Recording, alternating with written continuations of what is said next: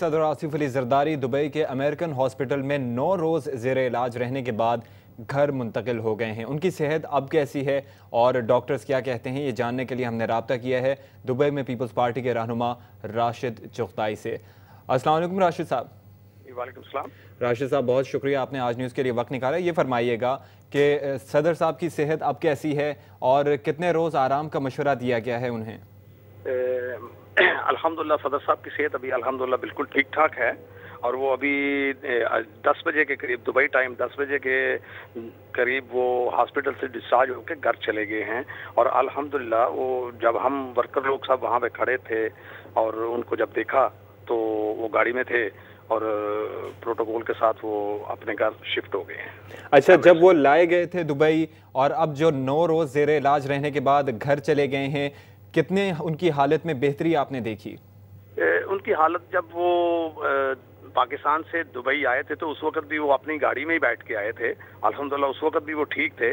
तो आईसीयू के अंदर 3 दिन रहने के बाद जब डॉक्टर्स ने उनको मशवरा दिया कि भाई वो रूम्स के अंदर शिफ्ट हो सकते हैं, तो उसके बाद कंटिन्यू उनकी सेहत रूबा सेहत होती रही और वो अल्हम्दुलिल्लाह बिल्कुल ठीक ठाक हो गए और वो बड़े हशाश बशाश थे सदर साहब। अच्छा, 9 रोज़ अपने अभी तक दुबई में क़याम के दौरान आपकी सदर साहब से मुलाकात हुई है?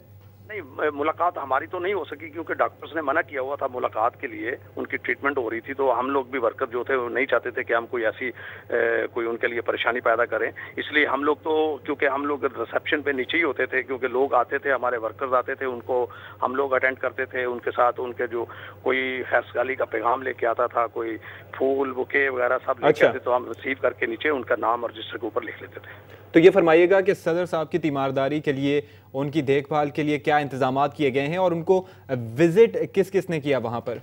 देखिए, यहाँ पे तो बहुत सारे लोग आते थे, रॉयल फैमिली के लोग सारे आए यहाँ पे, उनका विजिट किया उन्होंने। उनके अपने घर के लोग थे सारे। आसफा बीबी आई थी, वो आज भी उनके साथ थी। जब वो घर वापस गए हैं तो उस वक्त उनके साथ ही थी। तो इसके अलावा बहुत सारे लोग आ रहे थे, मैं अभी उनके सबके नाम आपको नहीं गिनवा सकता। बहरहाल ये है कि बहुत सारे लोगों ने उनके तीमारदारी के लिए थे। उधर स्टाफ था, यहाँ पे हमारे काउंसलेट के लोग थे सारे पाकिस्तान का, और उनका अपना स्टाफ भी था।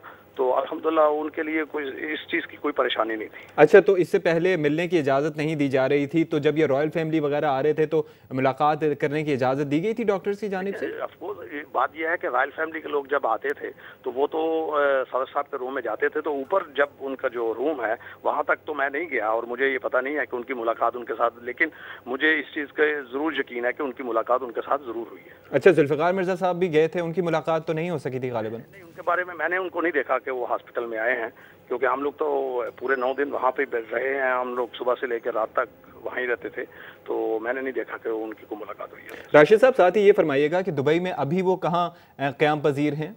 अभी सदर साहब अपने घर एमिरेट्स हिल के अंदर जो उनका विला है वहाँ पे वो शिफ्ट हुए हैं अभी। और पाकिस्तान उनकी आमद के कब तक के इम्कानात हैं आपके ख्याल में? ये तो अभी डॉक्टर्स के ऊपर है, डॉक्टर्स ने क्या, और हमारा फरतुल्ला बाबर साहब स्पोक्समैन है, उनको सही पता होगा कि कितने दिन वो आराम करेंगे।